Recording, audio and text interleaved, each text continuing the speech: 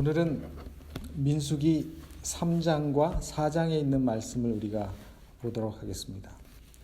레위 지파의 조직에 대해서 특별히 12지파 가운데 계수되지 않았죠. 레위 지파는 12지파 가운데 계수되지 않았습니다.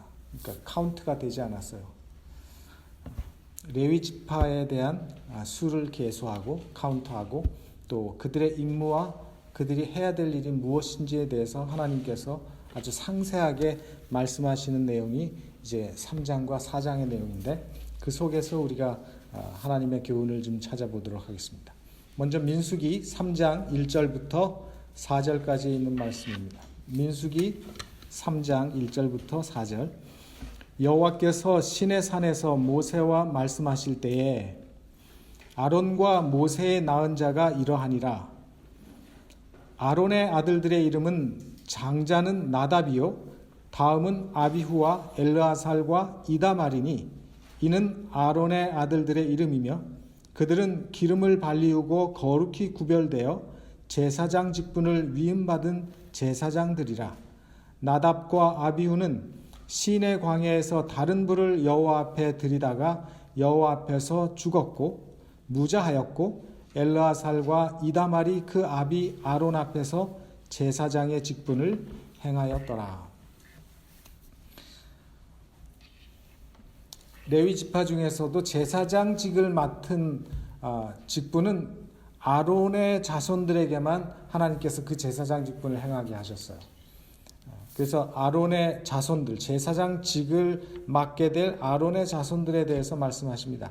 아론의 아들들이 몇 명이 있었다고 말씀합니까? 4명이 있었다고 얘기합니다. 장자의 이름은 나답, 그 다음 아들은 아비후고 셋째 넷째가 엘르아살과 이다말이었습니다. 우리가 출애굽기를 보면 시내산 아래에서 하나님의 주신 식양대로 성막이 완성되었습니다. 그리고 그 성막에 대한 여러 가지 성막이 완성되면서 하나님께서 제사장을 위임하시고 또 제사장이 이제 첫 성소에 그 모든 제물을 드리는 일들이 레위기 8장에서 볼 수가 있는데, 레위기 8장과 9장에서 하나님께서 모세를 통해서 아론과 그 아들들을 이제 제사장으로 위임하라고 하는 위임식을 합니다. 7일에 걸쳐서 7일 동안 엄숙하게 위임식을 거행했어요. 피를 매일 똑같이 같은 일이 반복됐어요. 피를 이제 받아서 그 피를 왼쪽 깃불이 엄지손가락, 엄지발가락에 바르는 그런 아주 엄숙한 일들을 계속 7일 동안 계속했죠. 그리고 제8일째가 되는 날 모세는 아론과 그 아들들에게 제사장의 직무를 수행할 수 있도록 이제 제물들을 가져와서 속죄제의 희생을 드리게 했어요. 이제 실제로 자신들을 위해서 위임식은 끝났고 실제로 이제 제사장의 봉사를 위해서 속죄제를 드리도록 했습니다. 그리고 백성들을 위한 예물과 속죄제를 드렸을 때 성경에 보면 하늘에서 불이 내려와서 번제단의 제물을 다 살았어요. 그것이 레위기 8장과 9장에서 나오는 그 모습입니다. 그러니까 9장 끝나면서 사르는 그 모습이 하나님의 불이 내려와서 제물들을 다 살랐죠. 이때까지만 해도 아론의 아들들은 4명이었어요. 위임식에 위임받은 제사장은 아론을 비롯해서 5명이었어요. 아론 본인, 그 다음에 아들 넷. 그래서 이 5명이 위임식을 받았고, 그 중에 위에서부터 큰아들, 그 다음에 둘째 아들 나답과 아비후가 아버지를 도와서 제사장의 직무를 했는데, 그때까지만 해도 4명이 그 일을 했는데, 곧 얼마 가지 않아서 바로 9장이 끝나고 하늘에서 하나님의 불이 내려서 그 속죄제물을 사르고 바로 10장 1절 10장이 시작되면서 하나님의 말씀을 업신여기고 그 거룩한 봉사를 경홀히 여긴 나답과 아비후가 하나님께서 명하지 않은 다른 불을 가지고 하나님 앞에 분향하다가 성소에서 바로 죽임을 당하는 그 사건이 있죠. 그래서 성경에서 민수기에서 말하는 것처럼 아론의 아들은 넷이 있었는데 나답과 아비후는 그 일로 인해서 하나님의 심판을 받아서 죽고, 그 다음에 그 동생들 두 사람이 이제 제사장으로서 역할을 하게 됐다 하는 그 설명을 하고 있습니다. 그 다음에 5절부터 10절에 있는 말씀을 보면 여호와께서 또 모세에게 일러 가라사대 레위 지파로 나와 제사장 아론 앞에 서서 그에게 시종하게 하라. 그래서 제사장으로서의 직분을 맡은 아론의 자손들에 대한 얘기를 하시고 그 다음에 이제 레위 지파가 아론 앞에서 제사장들을 시종하는 일을 하게 하라고 하시면서 말씀을 하십니다. 7절에 그들이 회막 앞에서 아론의 직무와 온 회중의 직무를 위하여 회막에서 시무하되 곧 회막의 모든 기구를 수직하며 이스라엘 자손의 직무를 위하여 장막에서 시무할지니 너는 레위인을 아론과 그 아들들에게 주라. 그들은 이스라엘 자손 중에서 아론에게 온전히 돌리운 자니라. 너는 아론과 그 아들들을 세워 제사장 직분을 행하게 하라. 외인이 가까이 하면 죽임을 당할 것이니라. 그래서 제사장 직분으로 아론의 자손들이 직분을 맡았고 하나님의 명령으로 레위 족속은 성소 봉사를 위해서 구별이 됐다고 말씀하십니다. 우리가 구약성경 창세기를 보면은 그 옛날 부조 시대에는 모든 가족의 남자, 특별히 그 남자가 그 가족의 제사장이었어요. 가장이 제사장 역할을 했습니다. 그리고 그 가장이 이제 낳은 그 집안의 장자가 그 집안의 제사장 직분을 이어갔어요. 그리고 그 장자는 제사장 직분뿐만 아니라 모든 상속권을 그는 상속받는 그 특권을 가지고 있었죠. 그런데 이제 모든 이스라엘 장자 대신에 성소의 일을 위해서 하나님께서 레위 족속을 받으셨고 레위 족속을 구별하시고 레위 족속이 그 일을 해야 된다고 말씀하셨어요. 여러분 왜 그 일이 레위 족속에게 갔는지 그 이유를 아시죠? 왜 레위 족속에게 갔는지 기억하십니까? 우리 출애굽 공부할 때 출애굽기 32장에 보면 이스라엘 백성이 금송아지 우상을 만들고 배교했을 때 레위 지파는 그 배교에 가담하지 않았었죠. 그는 하나님을 섬기는 일을 고수했어요. 그래서 하나님께서 이 레위 지파에게 그 우상 금송아지 만든 그 배교를 이제 잠재우고 처리하는 일에 있어서 앞장서서 그 일을 하게 했어요. 진을 다니면서 적극 가담자를 찾아서 심판을 집행하는 일을 시키셨는데 그 힘든 일을, 그 중에는 친구도 있었고 가족도 있었고 친척도 있었고 아는 이웃들이 있었음에도 불구하고 그 힘든 일을 아주 신실하게 집행했다는 사실을 우리가 출애굽기 공부하면서 배웠잖아요. 이런 레위 지파의 하나님에 대한 충성과 성실성, 신실함을 하나님께서 인정하셨기 때문에 그들을 특별하게 구별하시기 시작하셨어요. 그래서 그를 레위 지파를 하나님의 제사장 지파로 하나님께서 선택하셨고 제사장의 직분은 아론의 가족에게 국한하셨어요. 그래서 제사장으로서의 역할은 아론과 그의 아들들만 하나님 앞에서 봉사하도록 허락하셨어요. 레위 지파의 나머지 사람들은 성막과 그 기구를 관리하고 제사장들이 봉사할 때 옆에서 뒤에서 시중드는 일을 책임 맡아서 할 수 있도록 하나님께서 하셨어요. 그래서 희생제물을 드리거나 향을 피우거나 성막을 덮을 때, 성막을 칠 때, 성막을 또 치울 때 그 모든 것들을 레위인들이 했어요. 그리고 중요하게 하나님께서 말씀하시는 것은 그가 레위 지파, 제사장 지파라 할지라도 그 거룩한 성물들을 직접 보지 못하도록 했어요. 그래서 아론의 제사장들이 그 성막을 덮고 그것을 싼 다음에서야 레위 지파들은 그것을 손대고 옮길 수가 있었어요. 그걸 어기면 하나님께서 뭐라 그랬죠? 죽임을 면치 못할 것이다 라는 말씀하셨죠. 여러분 가만히 한번 생각해 보시죠. 같은 레위 지파인데, 아론도 레위 지파고 같은 레위 지파인데 아론의 자손들만 제사장의 거룩한 직무를 해요. 자기들은 딱 양 잡아서 피 갖다 주면 탁탁 뿌리고 그 다음에 뒤처리는 다 누가 해요? 다 레위 지파들이 하는 거예요. 그 쓰레기 치우고 그 피 쏟아붓고 뭐 이 집 주변에 청소하고 이런 허드렛 일은 다 레위인들이 했어요. 수종드는 일만 했어요. 제사장이 하는 일, 제사장이 하는 성소의 모든 일을 이 레위인들은 수종드는 일만 했어요. 조력자로 일하게 하셨어요.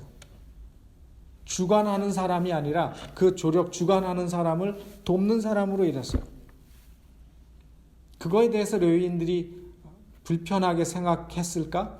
하는 사람들이 혹 없지 않았을 거라고 생각돼요. 왜냐하면 그들도 인간이었기 때문에. 그러나 하나님께서 그 일을 맡기신 이유는 하나님께서 맡기신 직무에 대해서 충성하면서 함께 협력해서 일하도록 하나님께서 계획하셨어요. 그렇게 하신 이유는 하나님의 일에 있어서는 하나님께서 보실 때에는 중요한 일과 중요하지 않은 일이 하나도 없었어요. 하나님께서 보실 때 성소에서 이루어지는 모든 거룩한 그 일들은 레위인이 치우는 그 청소하는 일이나 제사장이 지성소에 들어가서 지성소 봉사를 하는 일이나 다 똑같이 같은 구속 사업의 한 부분으로 하나님께서 보셨어요.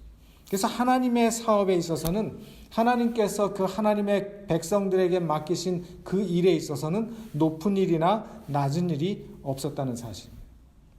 우리는 그 사실을 지식적으로는 알고 있을지 모르지만 많은 경우에 교회에서 그런 일로 인해서 갈등과 불편함이 있는 일들을 우리는 경험하게 되는 것입니다. 그래서 교회 안에서는 하나님께서 우리에게 맡기신 일은 그것이 목사의 일이든 그것이 장로의 일이든 그것이 집사의 일이든 거기에는 높고 낮은 일이 없고 중요한 일이고 중요하지 않은 일이 없다고 하는 사실을 여러분들이 기억하시게 되길 바랍니다.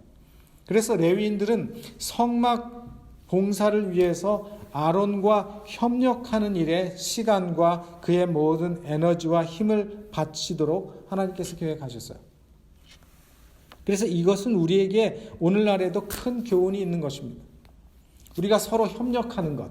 협력하는 것은 하나님께서 하나님의 백성들이 가져야 될 가장 기본적인 정신이라고 말씀하십니다. 하나님을 섬기고 하나님의 일을 할 때 우리에게 하나님께서 가장 먼저 바라시는 것이 뭔가 하면 협력하는 거예요. 협력하면서 하나님의 교회의 질서와 하나님의 조직이 잘 돌아가기 위해서 내 자존심을 내려놓고 내 유익이나 내 이익을 앞세우지 말고 서로 협력하라. 그 과정을 통해서 우리가 배울 수 있는 공과가 뭔가 하면 겸손함이에요. 그리고 그 과정을 통해서 우리가 배울 수 있는 공과가 예수님께서 말씀하신 섬기는 공과인 것입니다. 우리가 교회에서 그 공과를 배우지 못하면 배울 데가 별로 없어요. 사회에서도 배우기 힘들어요. 그래서 내 자신을 굴복하고 협조하고 협력하는 일을 통해서 우리는 겸손해지고 우리는 영적으로 하나님의 품성으로 성숙하게 변화될 수가 있다고 주님께서는 말씀하고 계십니다. 그래서 그 모든 것들이 우리의 유익을 위해서 계획하신 하나님의 조직이고 계획하신 하나님의 임무였다는 사실이에요. 그래서 우리는 하나님께서 내게 맡겨진 그 직분에 대해서 그렇기 때문에 맡은 자에게 구할 것은 충성이라고 하는 그 말씀이 우리에게 계속 들려주고 있는 것입니다. 그것이 적은 일이든 그것이 약한 일이든 그것이 무거운 일이든 상관없이 앞에서 드러나는 일이든 그것이 드러나지 않는 일이든 상관없이 그 일에 있어서 협력하고 충성을 다해서 신실하게 하는 사람을 하나님께서는 귀한 하나님의 종이라고 인정하실 것이라고 말씀하십니다. 그래서 하나님께서 그렇게 레위인을 선택하셔서 그것에 대해서 말씀하십니다. 이제 나중에 민수기에 보면 이런 문제에 대해서 불평과 불만을 가진 사람들이 들고 일어났는데 그것이 아주 굉장한 반역 사건이었죠. 그게 바로 이런 자기들 나름대로 가지고 있었던 이거는 unfair하다. 왜 우리만 뒷일하고 저 사람만 저렇게 앞에서 큰 일을 하냐. 그거에 대한 불평이 터져 나왔던 것이 고라의 반역 사건, 그 정신의 기초인 것입니다. 레위기 3장 11절로 13절에 보면 다시 여호와께서 모세에게 일러 말씀하십니다. 끊임없이 반복되죠. 여호와께서 모세에게 일러 가라사대, 여호와께서 모세에게 일러 가라사대, 끊임없이 또 반복하고 또 반복하십니다. 보라, 내가 이스라엘 자손 중에서 레위인을 택하여 이스라엘 자손 중 모든 첫 해에 처음 난 자를 대신케 하였은즉 레위인은 내 것이라. 처음 난 자는 다 내 것임은 내가 애굽 땅에서 그 처음 난 자를 다 죽이던 날에 이스라엘의 처음 난 자는 사람이나 짐승을 다 거룩히 구별하였음이니 그들은 내 것이 될 것임이니라. 나는 여호와니라. 그래서 금송아지 사건에서 구별된 레위인을 구별하셨고, 또 이스라엘 자손의 장자를 대신하여 레위인이 그 거룩한 직무를 맡게 하셨다고 하나님께서 설명을 하십니다. 특별히 출애굽할 때, 장자 재앙 때 하나님의 구원하심으로 살아남은 모든 장자들, 초태생들, 짐승의 새끼를 비롯해서 모든 사람의 장자들, 처음 난 장자와 짐승의 첫 새끼가 하나님께 거룩히 구별되어 하나님께 속한 사람이 됐다고 말씀을 하십니다. 그리고 이 각 지파의 장자들이 평생을 뭐 해야 되죠? 그 장자들이 그 살아남은 것을 감사함으로 평생을 성서 봉사를 위해서 일을 해야 하는데, 그 성서 봉사를 그들이 평생 하게 하는 대신에 한 지파를 선택하셔서 그 직무를 맡기셨다는 거예요. 무슨 말씀인지 아시겠죠?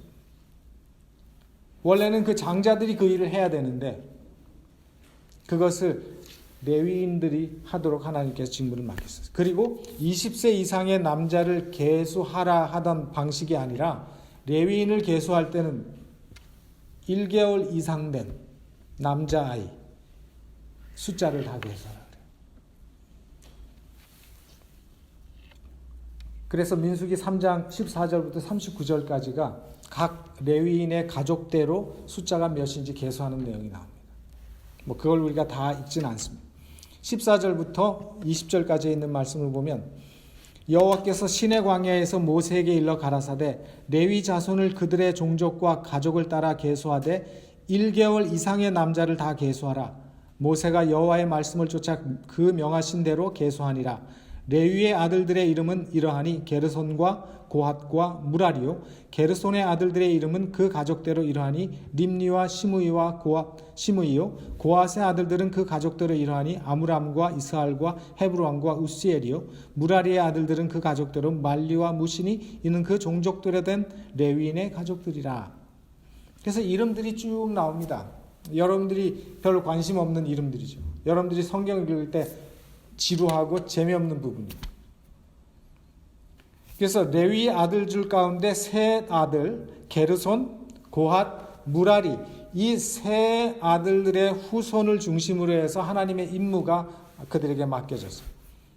근데 여기 나오는 족보를 보면 레위가 애굽에 들어간 게 지금 모세 시대로부터 몇 년 전이에요. 그냥 대충 따지면 400년이잖아요. 근데 400년인데 보면 몇 대 안 내려오잖아요. 그죠? 그럼 뭐냐면 지금 레위기 3장에 나오는 이 족보는 중간이 많이 생략됐어요. 중간이 많이 생략된 족보예요. 그래서 히브리어의 아들이라고 하는 그 단어는 직계 아들뿐만 아니라 내 아들뿐만 아니라 손자도 아들이고 증손자도 아들이고 고손자도 아들이에요.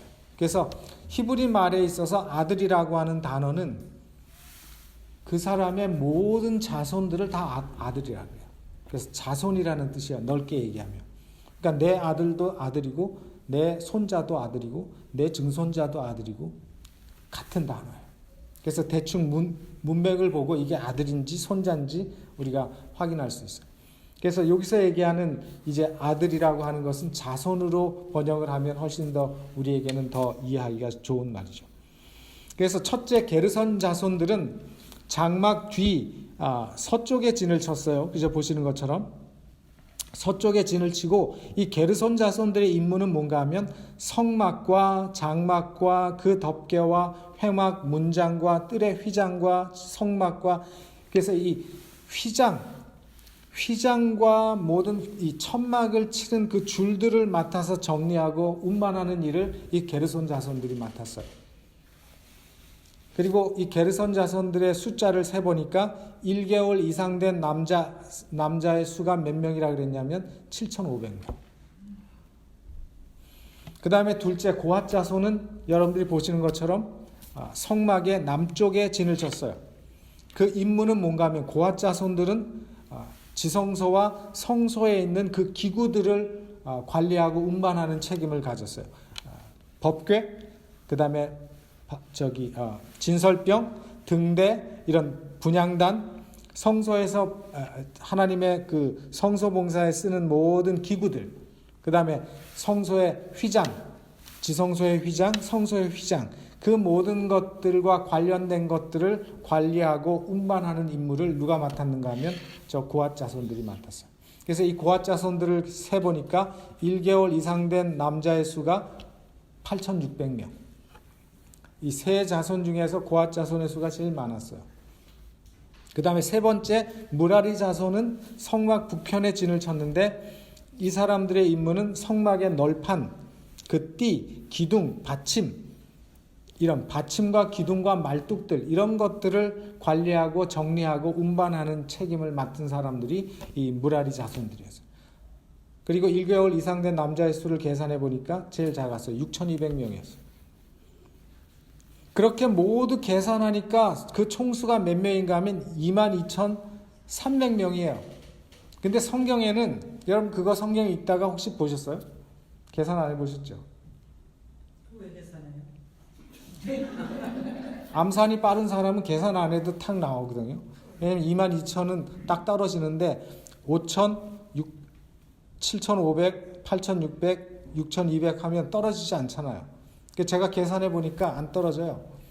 22,300명이에요. 저 숫자를 다 더하면. 근데 왜 성경에는 22,000명이라고 했을까요? 무슨 차이일까요? 왜 이런 차이가 있을까? 제가 이거에 대해서 의문이 생겨서 여러 책들을 많이 뒤져봤는데 거기에는 한 세 가지 의견들이 있어요. 첫째는 게르손 자손의 수가 잘못됐다. 7,500이 아니라 7,200명인데 성경에서 7,500명이라고 잘못 해석한 거다. 왜냐하면 히브리어 200을 의미하는 말하고 500을 의미하는 말이 비슷해요. 그러니까 이거를 잘못 써가지고 7,200명인데 7,500명으로 잘못 사람들이 그것을 번역을 했다. 그렇게 얘기하죠. 두 번째는 뭐냐면 고핫 자손의 수가 8,600명인데 8,600명이 아니라 8,300명이라는 거예요. 이것도 마찬가지예요. 600을 의미하는 말하고 300을 의미하는 히브리 말이 비슷하게 생겼어요. 그러다 보니까 사람들이 혼돈해서 이렇게 썼을 것이다. 근데 이 두 의견은 사람들이 다 그냥 얘기는 하지만 다 받아들이지 않아요. 근데 세 번째 의견이 많은 유대인들을 비롯해서 많은 사람들이 받아들이는 건데 그 뭐냐면 레위 족속 가운데도 누가 있을까요? 이스라엘의 장자들이 있잖아요. 레위 족속들 가운데도 장자가 살아남은 사람들이 있을까요? 없을까요? 있지요. 장자는 어느 집안에나 있잖아요. 제일 처음 난 자식이 장자니까. 어느 집안에나 장자가 있게 마련이죠. 레위 지파에도 장자가 분명히 있잖아요. 그래서 이 22,300명이 맞는데 성경에서 22,000이라고 한 이유는 레위 지파의 장자의 수 300을 뺀 숫자라는 것입니다. 왜 레위 지파의 장자를 빼야 되는가 하면 레위 지파의 장자도 다른 지파가 가지고 있는 장자로서의 책임이 똑같이 있잖아요. 그들 역시 하나님께 속함을 받아야 되는데 이 레위 지파라고는 하지만 레위 지파의 장자들로 하여금 다른 지파의 장자를 대신할 수가 없었기 때문에 그 총계에서 레위 지파의 이 숫자를 뺐다는 거죠.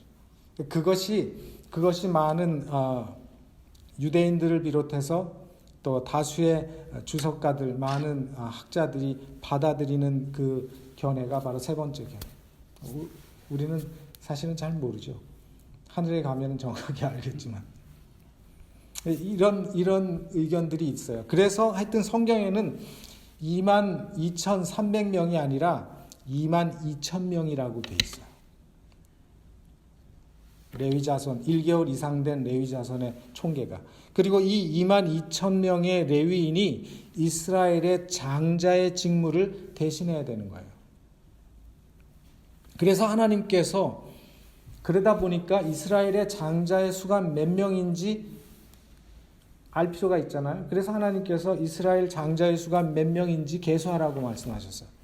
40절부터 41절에 보면 여호와께서 또 모세에게 이르시되 이스라엘 자손의 처음 난 남자를 1개월 이상으로 다 계수하여. 여기는 똑같아. 20세 이상이 아니죠.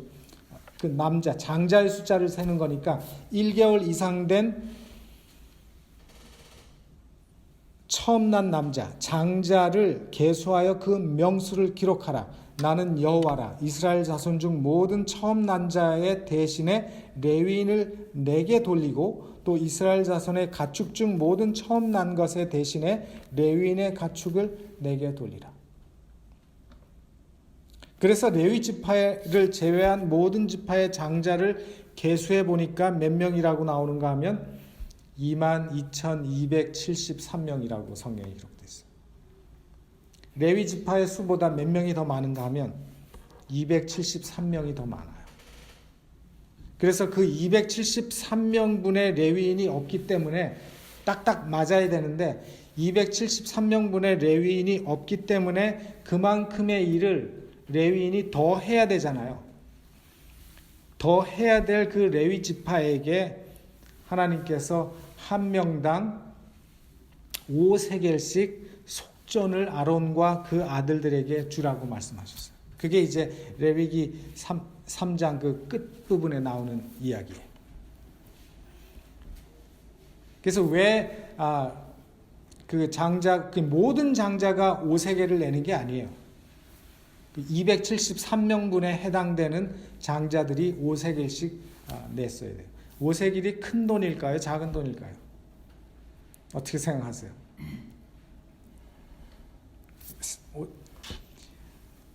5세겔은요 그렇게 큰 돈이 아니에요. 한 세겔은 일반 노동자가 4일 정도 일해서 벌 수 있는 품삯이래요. 1세겔이. 그러면 5세겔이면 며칠분이에요? 21분이죠. 21분. 한 달 월급도 안 돼요. 20일치 노동자의 품삯이 5세겔이에요. 만일 이게 뭐라고요? 5세겔이 속전이에요. 속전이라는 말은 뭔가 하면 목숨값이라는 말이에요. 만약에 누가 내가 네 목숨을 자 3,000불 줄 테니까 이 말이야. 3,000불 줄 테니까 네 목숨 나한테 팔아라 이 말이에요. 20일 정도 월급.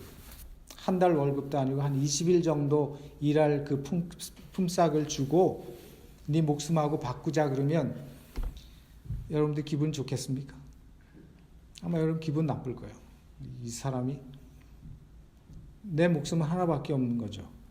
20일치가 아니라 20년, 200년치의 뭐 임금하고도 바꿀 수 없을 만큼 소중한 게 내 목숨인데, 근데 하나님께서는 이 레위인으로 대속하지 못한 이스라엘 장자들의 그 생명의 대가로, 그들의 생명의 대가로 겨우 노동자들의 20일의 노임만 요구하셨어요.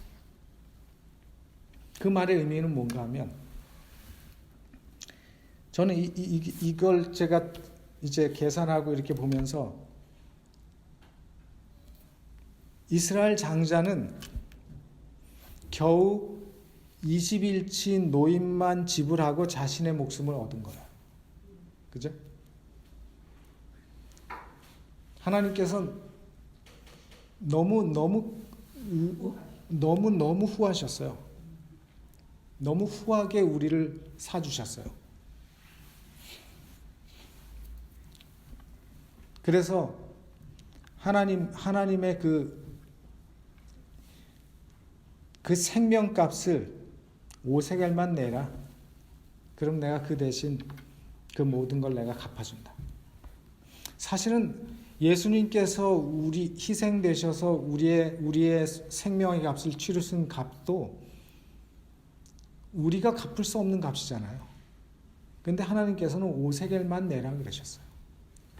구약시대의 이스라엘 백성들에게 그 값을 우리가 다 갚을 수 없기 때문에 마치 빚진 자의 비유에서 나오는 예수님의 말씀처럼 200데나리온의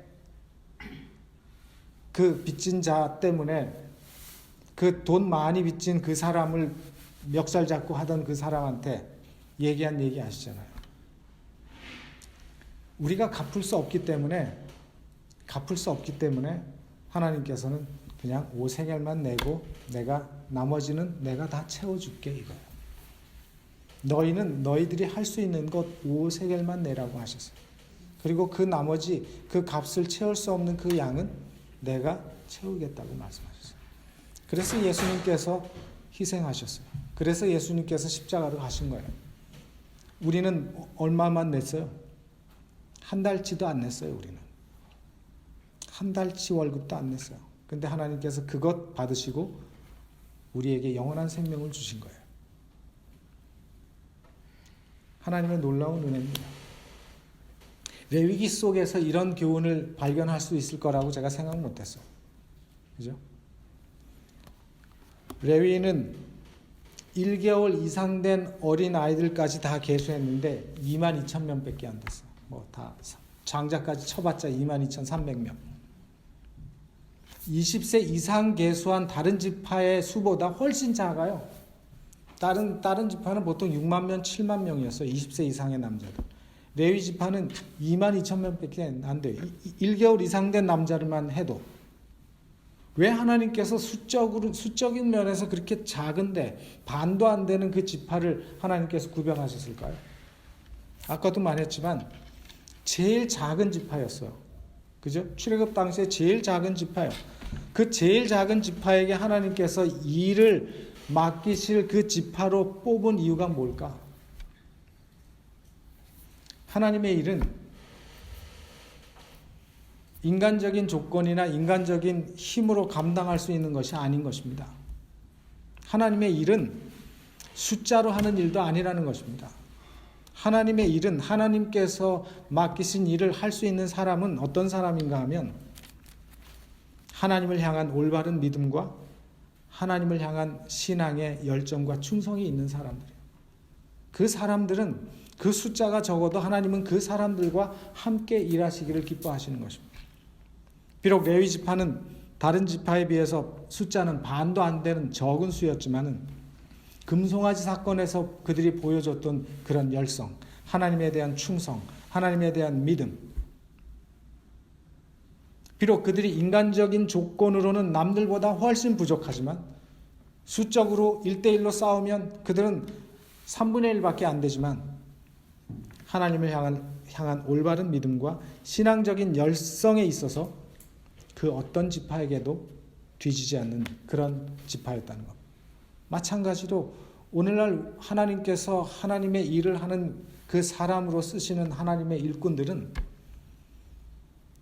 다른 것이 아니라 나이나 숫자나 그 사람의 어떤 그 힘이 아니라 그 사람의 배움이 아니라 하나님을 향한 올바른 믿음과 신앙적인 충성과 열심이 누구에게도 뒤지지 않는 사람이 있다면 그 사람이 진짜 하나님께서 원하시고 진짜 하나님의 일을 맡기기에 합당한 하나님의 일꾼이 될 것이라는 것입니다. 그것이 하나님께서 레위 지파 그렇게 적은 숫자 그 숫자인데도 불구하고 레위 지파를 선택하신 이유예요. 그래서 성경에는 이런 숫자도 우리가 깊이 생각하면 우리가 찾을 수 있는 교훈들이 있어요. 민수기 사람들 숫자 계산하고 몇 명이고 이게 무슨 의미가 있겠는가? 저는 진도를 지금 빼기 위해서 많은 것들을 제가 건너뛰었지만은 3장과 4장을 건너뛰면서 가지만은 그 속에 사람들의 이름 속에 우리가 찾을 수 있는 교훈들은 참으로 많았어요. 민수기 4장으로 넘어가면 여호와께서 또 모세와 아론에게 일러 가라사대 레위 자손 중에서 고핫 자손을 그들의 가족과 종족을 따라 총계할지니, 또 숫자를 세라고 말씀하십니다. 이번에는 뭐예요? 곧 30세 이상으로 50세까지 회막의 일을 하기 위하여 그 역사에 참가할 만한 모든 자를 계수하라. 고핫 자손의 회막한 지성물에 대하여 할 일은 이러하니라. 그래서 이제 4장은 무슨 내용인가 하면 레위 자손들의 성소 봉사에 있어서 그들이 성소 봉사에 맡겨진 일이 있잖아요. 아까 그죠? 게르손 자손들은 성막, 휘장 이런 거 이제 책임지고, 그 다음에 고핫 자손들은 성소 안에 기구들을 쓰고, 그 다음에 무라리 족속들은 말뚝과 뭐 받침과 이런 것들을 다 책임지고 있었는데, 그 일에 대해서 하나님께서 더 상세하게 그것들을 어떻게 관리하고 어떻게 운반하고 어떻게 할지에 대해서 아주 자세하게 설명하셔요. 그게 4장의 내용이에요. 그래서 4장을 읽어보면 우리가 이 시간에는 자세히 읽지 않겠지만 얼마나 자세하게, 그리고 얼마나 모든 것을 하나님께서 그 백성들에게 함부로 취급하지 않도록 계속 경고하시고 안전수칙에 대해서 말씀하시는지 몰라요. 하나님의 저는 자상함을 그 속에서 봤어요. 4장 속에서 하나님의 자상함을 저는 보았습니다. 하나님께서는 30세에서 50세까지 신체적으로 혈기가 아주 왕성하고 에너지가 넘치는 젊은 사람들이 하나님의 성소 봉사를 할 수 있는 숫자라고 말했어요. 그래서 30에서 50세까지 20년 동안 하나님의 성소 제사장으로서 레위인으로서 성소 봉사할 수 있는 사람의 수를 계수하라고 했어요. 몇 명이 나왔는지 아세요? 봉사할 남자의 레위인의 이 30세에서 50세까지의 숫자가 85,080명이었어요. 어떻게 생각하면 많죠. 근데 200만이라고 하는 사람을 생각하면, 그 당시에는 컴퓨터가 있어서 뭐 하는 것도 아니잖아요. 전부 일일이 다 해야 되는 거예요. 많은 숫자가 아니에요. 그렇지만 하나님께서 민수기 3장과 4장 그리고 그 앞에서 1장과 2장의 말씀을 우리가 보면 얼마나 하나님께서는 질서를 중요하게 생각하시고 질서 정연한 방식으로 질서 정연하게 조직된 그 조직의 체계를 통해서 일을 하도록 계획하시고 말씀하셨다는 사실. 그래서 사람이 아무리 많아도, 아무리 할 일이 많아도 질서가 잘 잡혀 있고 조직이 잘 짜여져 있으면 사람들은 아주 효과적으로 행복하고 효율적으로 쉽게 모든 일들을 할 수 있을 것입니다. 제가 이 민수기 3장 4장 쭉 읽으면서 느낀 건 뭐냐면, 하나님께서 맡기신 그 일을 머릿속으로 제가 이렇게 그려보면요, 얼마나 순서가 착착착 기계적으로 마치 톱니가 이렇게 딱딱 아구가 딱 맞아서 탁탁탁탁탁 돌아가듯이 모든 일들이 딱딱딱 해서 쫙 만들어서 출발할 수 있게 하셨어요. 그 광야 사막에서 천막을 다 치고 있잖아요. 여러분, 그 200만의 인구가 한번 움직이려고 하면 얼마나 오래 걸리겠어요? 근데 이스라엘 백성들은 그렇게 오래 걸리지 않았어요. 그 조직 체계 때문에 한번 나팔이 딱 불려지면 자기들이 맡은 바 그 일, 맡은 그 장소에서 그 일만 하면 됐어요. 그러면 그게 기계적으로 딱딱 아구가 맞아가지고 한 번에 시간이 오래 걸리지 않고 모든 것이 딱 준비 완료돼서 행진한 준비가 딱 되는 거예요. 동서남북 이거 배치도 행진과 관련이 있어요. 우리가 지난 시간에 봤잖아요. 그죠? 행진과 관련이 있어요. 그 모든 것들이 하나님께서는 질서와 시간 낭비하지 않고 효과적으로 일할 수 있는 최고의 방법을 가지고 그들을 조직하시고 말씀하셨다는 사실입니다. 지금 우리가 사는 이 세상은 이런 거 없잖아요. 그죠? 성소도 없고 성막도 없고 제사장도 없어요. 성소의 어떤 그런 예식도 없어요. 그러나 여전히 성막 시대에는 성소가 중심이었던 것처럼 지금 이 시대에는 이 교회의 머리가 그리스도라고 말씀하셨어요. 이 교회의 머리는 그리스도시죠. 우리가 죄 때문에 넘어지고 유혹 때문에 넘어지지만 우리는 우리 스스로 우리 자신을 챙기고 우리 스스로 설 수 있는 아무런 힘이 없는 사람들 아닙니까? 근데 우리가 유혹이나 죄로부터 승리할 수 있는 유일의 방법은 뭔가 하면 예수 그리스도를 바라보는 거예요. 예수 그리스도가 우리의 머리시기 때문에 그분 중심으로 생각하고 그분 말씀으로 생각하고 그분을 바라봄으로 우리가 이기고 그분을 바라봄으로 우리가 넘어지지 않고 넘어지더라도 우리가 일어날 수 있는 힘을 얻는 거지 우리의 힘은 아무것도 없는 것입니다. 그래서 여전히 우리는 성소는 없지만 여전히 우리는 그리스도 중심에서 살아갈 때 안전해요. 여전히 그리스도께서는 성령을 통해서 우리에게 교훈하시고 성령을 통해서 우리를 가르치시고 또 주신 이 말씀을 통해서 우리에게 끊임없이 교훈하고 계십니다. 이스라엘 백성들이 있을 때는 모세가 아론이 또 족장들에게 다 그 말씀을 전했어요. 비슷한 체계예요. 그렇지만 우리는 이 말씀이 우리 손에 있는 것입니다. 우리가 이 말씀을 존중하고 그리스도를 우리의 머리로 삼고 우리의 중심으로 삼고 하나님을 따르고 살게 될 때 우리는 하나님의 은혜 안에서 안전할 것입니다. 우리의 생각에 다르다고 해서 내 생각대로 우리의 기분에 따라서 그것을 변경하거나 내 마음대로 해서는 안 되는 것입니다. 사사기 시대처럼 자기 소견에 오른 대로 하나님의 말씀이 있는데도 불구하고 내 기분에 따라서 내 판단에 따라서 내 소견에 오른 대로 살아간다면 그 사람의 안전은 보장할 수 없어요. 그 사람의 구원도 보장할 수 없는 것입니다. 우리는 하나님의 방식과 하나님의 뜻을 수행할 책임이 우리에게 있는 것입니다. 그리고 언제나 하나님을 경외하고 하나님을 두려워하는 마음으로 하나님이 주신 우리의 말씀을 따라서 우리가 생활하고 행하게 될 때 하나님께서 모든 걸 책임져 주신다는 사실입니다.